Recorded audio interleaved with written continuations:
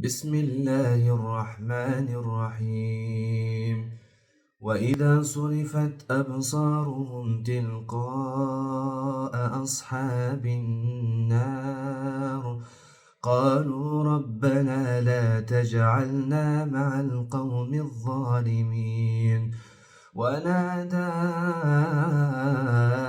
أصحاب الأعراف رجالا يعرفونهم بسيماهم قالوا ما أغنى عنكم جمعكم وما كنتم تستكبرون أهؤلاء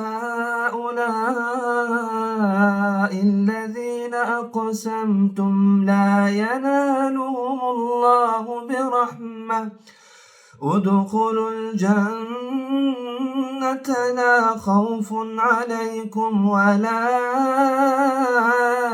أنتم تحزنون. ونادى أصحاب النار أصحاب الجنة أن أفيضوا علينا من الماء